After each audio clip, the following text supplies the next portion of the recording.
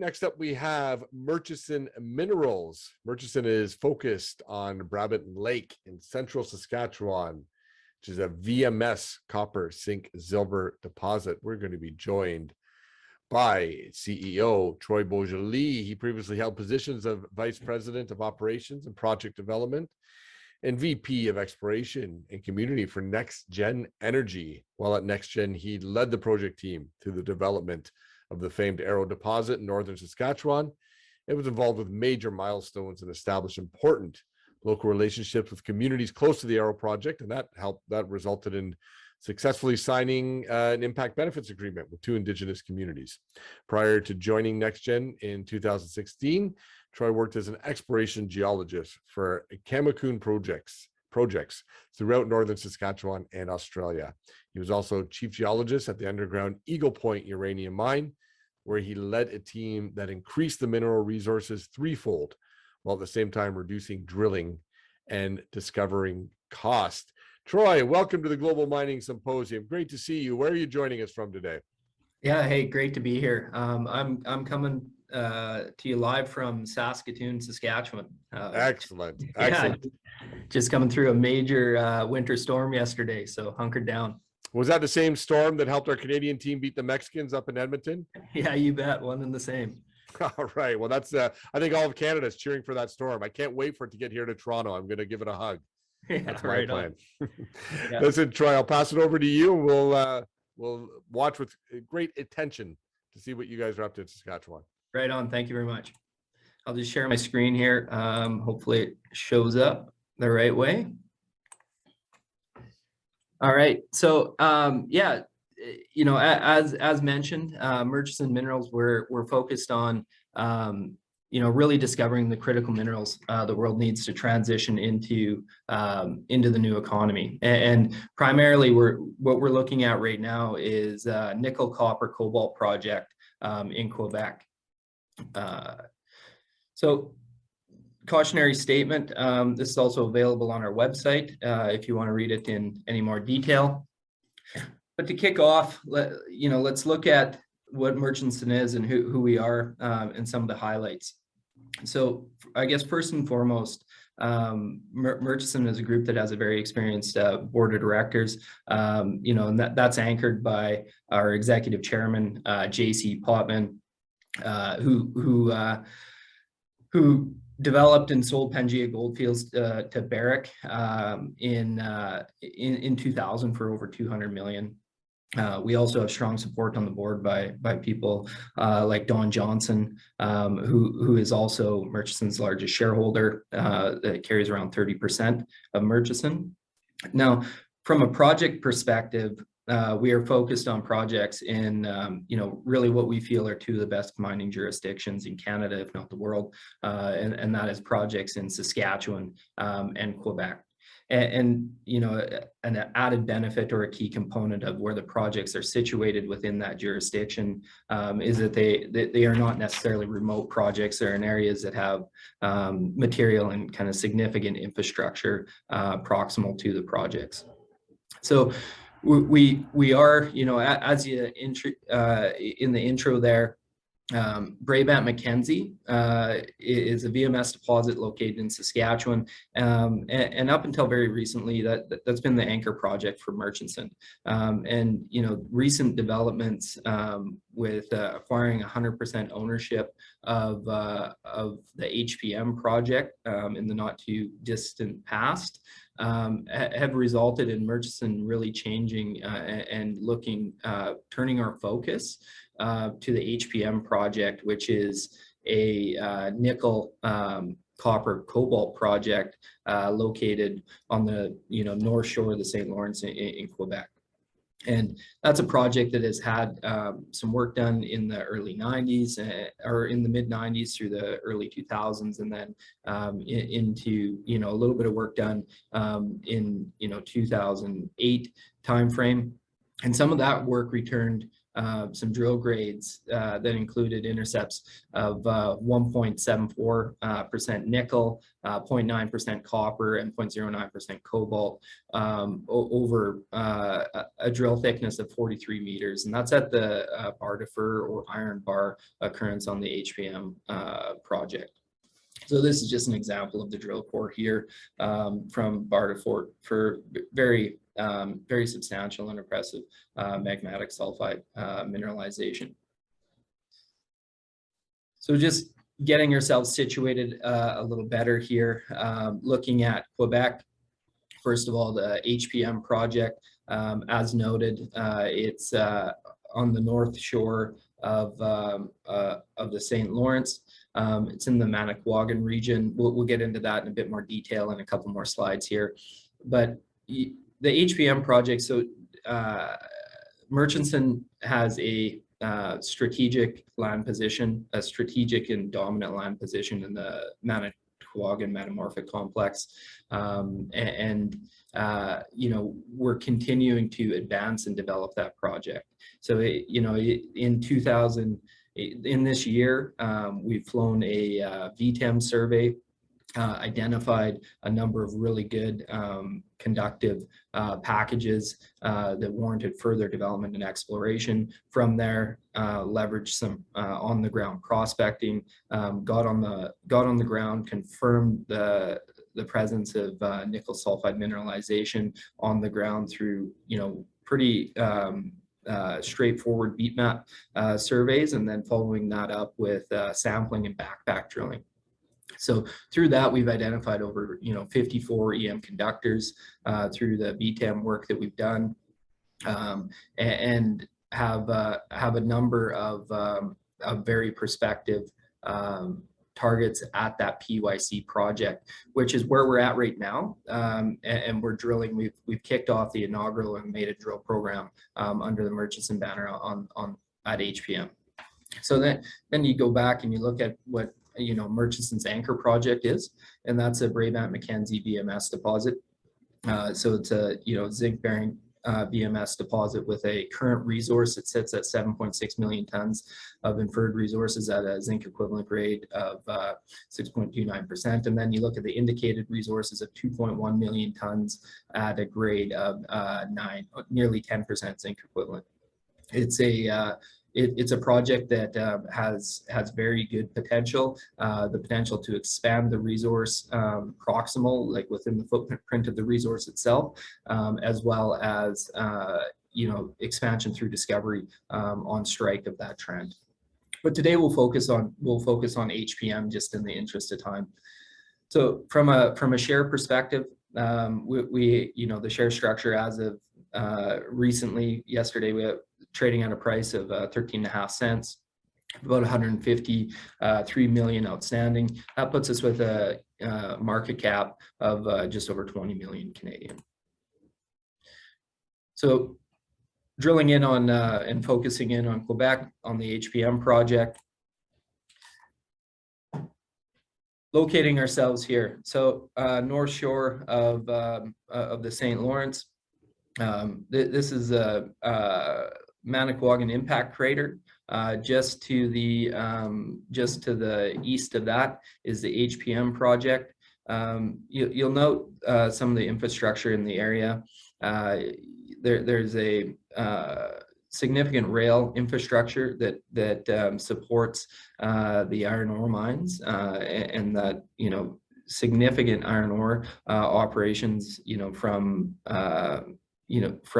Labrador City through Fremont and down south. That goes within 8 kilometers of the project. And then within the region itself, you have significant hydroelectric capacity that's already there. It's existing, and so it really is in a very positioned very well from an infrastructure perspective. Now, from a technical perspective, it is located in the Manicouagan metamorphic complex, which is known and does host several nickel, copper, cobalt occurrences. In this portion of the Grenville province, there's over 100 of those occurrences have been documented in parts of Quebec and the adjacent Labrador parts of Labrador. And Murchison does have a significant land package there. We have over 139 square kilometers of claims in the HPM region. There has been some historic work done to date that has been very encouraging, and that requires us to continue to advance and follow up on it. And where we're at right now is Murchison is progressing exploration. So we've recently flown nearly a property-wide VTEM survey, and are leveraging that work and moving forward into ranking, prioritizing drill targets, and actually getting on the ground and drilling. And that's where we're at right now with drilling at the PYC target. And so the PYC target is a 1.7 kilometer strike length EM anomaly that's been followed up. So it's an EM conductor that's been followed up and confirmed with beat map work on the ground that then subsequently went in and did backpack drilling and sampling, and confirmed the presence of nickel, copper, cobalt mineralization over the extent of that conductive feature, which over an impressive 1.7 kilometers, with the potential to extend that on strike. And from this, from the sample work, from the prospecting work that we've done, we had results that returned grades as high as 1.28% nickel equivalent, or 0.79% nickel, 0.14% copper, and 0.15% cobalt. In addition to the inaugural drill program, which is going to test drill tests the strike length of the majority or a large percentage of the strike length of the PYC target, and really focusing drilling on the Maxwell plate modeling of the VTEM work that we did, and drill and test that subsurface mineralization generally within the top kind of 150 meters of that EM anomaly. But in addition to that, we continue to progress the work in terms of adding additional targets to the portfolio. A natural one becomes iron bar or bar to fur. That's the area of the prospect that had some historic drilling that included the results that I kind of led off with there, which is 1.74% copper over 43 meters. Only 25 drill holes were put into that mineralization, and as a result, it remains open. It remains open in multiple directions. And then directly adjacent to that, you have the Syrah target, and that's an EM, that's a conductive feature, highly conductive feature, in which we have demonstrated through the surface work that I talked about before, we have demonstrated that there is in fact nickel-bearing sulfide mineralization, nickel, copper, cobalt mineralization associated with that prospect as well. And so, that leads us into kind of where we're at and where we're going. And what we are developing with HPM is an exploration project that we're really encouraged with the results to date, that we are doing the work and we're doing the legwork and we're building up our the geoscience behind developing a camp scale prospect with very high nickel, copper, cobalt potential. And to demonstrate that, the map on the right here, the clipped out area is a clip of the VTEM survey from 2021. So subsequent to that VTEM survey, Murchison added significant ground around that survey to continue to expand and explore not only the number, a high number of prospective EM targets, conduct, significant strike length of conductive features within the known area itself, but continuing to look beyond that and expand beyond that. So it's in the right geologic setting. It's in an intrusive complex, that's comprised of an area of mafic and ultramafic, so differentiated, mafic intrusive complex, where you see evidence of repeated pulses of magmatism that have intruded into sulfide-bearing metasedimentary rocks, which from a deposit model perspective has us really encouraged about the area. And then you step through to that and look at the results that we've had to date from the geophysics and from the surface work that we've done, and early days from the inaugural drill program that we've had. And we're really excited, and we're highly encouraged about the future of this entire area and this entire project. So just to get across a summary here, HPM is in a jurisdiction that is underexplored. Murchison is in the process of have started exploring in earnest in the area. We're building up the fundamentals. We have really good targets on the books right now, and we'll continue to build and expand on those targets. The infrastructure in the area is significant, and you draw a line of sight to the rail infrastructure and then the hydroelectric infrastructure in the area. And when you get on the ground there, it's a bit eye-opening. It's an impressive area that supports significant mining operations to the north. The mineralization, historic results have demonstrated some of the high-grade capacity or high-grade potential within the area. And again, going back to HPM 0803, where we've seen 43 meters at 1.74% nickel, 0.9% copper, and 0.1% cobalt. The past work, we're building this up in a process-focused, systematic way, and really defining, the work that we're doing to date is defining based off really solid and sound geoscience.